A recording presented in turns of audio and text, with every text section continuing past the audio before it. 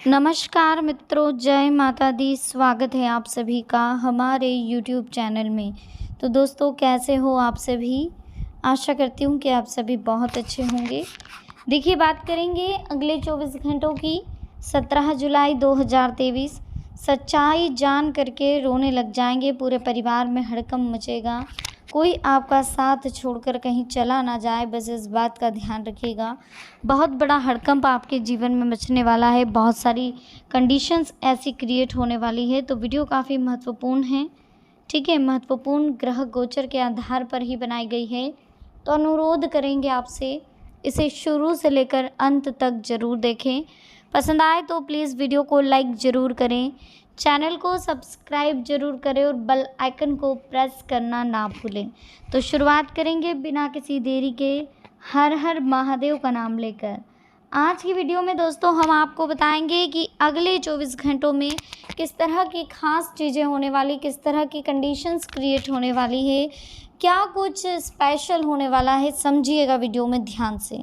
घंटे आपके लिए क्या कह रहे हैं, किस तरह का चेंजेस आ रहा है आपके जीवन में, किस तरह का पॉजिटिविटी आपको लानी चाहिए, सब बातें समझेंगे।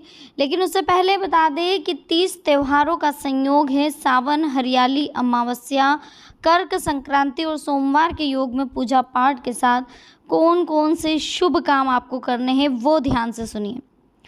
अगले 24 घंटे के लिए 30 त्योहार के नज़रिए से कई शुभ संयोग बन रहे हैं। इस दिन सावन महीने की अमावस्या है, कर्क संक्रांति है और सोमवार का शुभ योग है। इन शुभ योगों में पूजा पाठ के साथ ही दान, पुण्य और दर्शन आदि धर्म कर्म करेंगे तो अक्षय पुण्य फल मिलता है। अक्षय यानी ऐसा पुण्य जिसका असर जीवन भर रहता है। जब सोमवार को अमावस्या रहती है तो उसे सोमवती अमावस्या कहते हैं। सावन में हरियाली अमावस्या का पर्व है। ये प्रकृति के प्रति आभार मनाने का पर्व है। प्रकृति हमें सांस लेने के लिए, हवा पीने के लिए, पानी खाने के लिए, खाना और जीने के लिए जरूरी सभी चीज़ें देती है। हरियाली अमावस पर प्रकृति को कुछ लौटाने का प्रयास भी हमें करना चाहिए। प्रकृति हरी भरी रहे, इसके लिए पौधे लगाएं। ऐसे पौधे लगाएं जो लंबे समय तक जीवित रहें, जिनकी वजह से प्रकृति में संतुलन बना रहे। अमावस्या तिथि पर पितरों के लिए धूप ध्यान भी करें। पितरों के लिए दोपहर में धूप ध्यान करें। इसके बाद गाय के गोबर से बने कंडे जलाएं। कंडे से धुआं निकलना बंद हो तब उन अंगारों पर गुड़ और घी डालें। हथेली में जल लेकर अंगूठे की ओर से पितरों को चढ़ाएं। पवित्र नदी के किनारे पिंडदान भी आप कर सकते हैं। जरूरतमंद लोगों को धन, कपड़े, जूते, चप्पल और अनाज का दान भी आप कर सकते हैं। तो ये कुछ खास बातें थी अगले 24 घंटों को लेकर के। सूर्य का कर्क राशि में प्रवेश हो रहा है, इसे कर्क संक्रांति कहा जाता है। इस दिन सुबह जल्दी उठ करके सूर्य को जल चढ़ाएं। ओम सूर्याय नमः मंत्र का जाप करके गुड़ का दान करें। सावन महीने के सोमवार का महत्व काफ़ी अधिक है। इस बार सावन, सोमवार और अमावस्या का योग बन रहा है। इस दिन शिव जी का अभिषेक जरूर करें।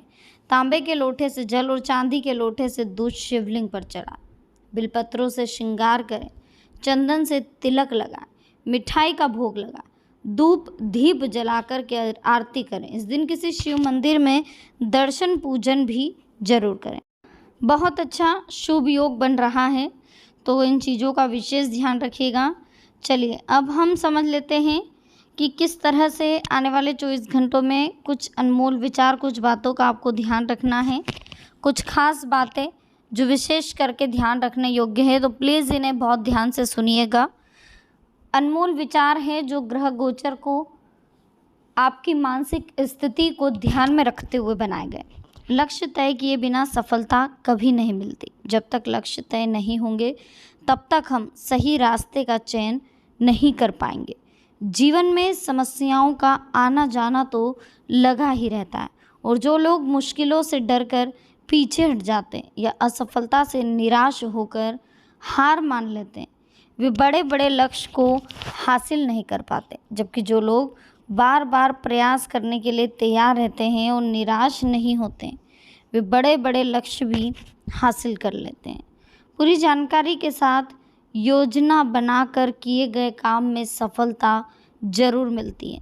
जो लोग अधूरी जानकारी और योजना के बिना काम करते हैं, उन्हें बड़ी समस्याओं का सामना भी करना पड़ता है।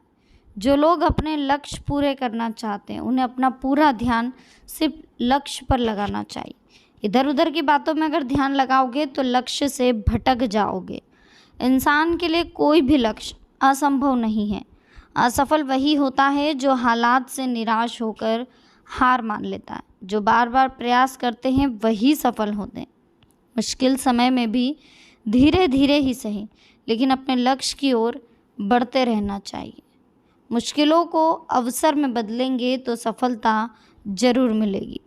इस बात का विशेष ध्यान रखें कि सफलता मिलना नहीं मिलना आप ही के हाथ में, इसलिए जीवन में हमेशा कोशिश करते रहें। अब जान लेते हैं आने वाला समय आपके लिए कैसा रहेगा, किस तरह से आने वाले समय का आपको ध्यान रखना चाहिए, किस तरह के ग्रह गोचर बैठ रहे हैं। शुरुआत नई ऊर्जा के साथ होती हुई दिखाई दे रही है। मन मुताबिक काम होने वाले, मन खुश रहेगा, दिन बहुत अच्छे बीतेंगे। पूरी योजनाओं से लक्ष्य हासिल करने के लिए भी बहुत अच्छा समय दिख रहा है। शांत मन और सूझबूझ से चल रही चुनौतियों को भी आप पार कर लेंगे। ठीक है, नए लोगों के संपर्क को ध्यान में रखें, उनके व्यक्तित्व को जरूर ध्यान में रखें। कुछ उलझने समस्याएं आ सकती है, परंतु समय रहते आप उन उलझनों को, उन समस्याओं को सुलझा लेंगे। जीवन में बहुत जल्दी आप आगे बढ़ेंगे। लाइफ में आप बहुत कुछ अच्छा भी करेंगे। समय रहते अगर आपने समस्याओं को सुलझा लिया तो जीवन में आप जरूर आगे बढ़ेंगे। महिलाओं को अपना कार्यभार संभालने में कुछ दिक्कतें आ सकती हैं।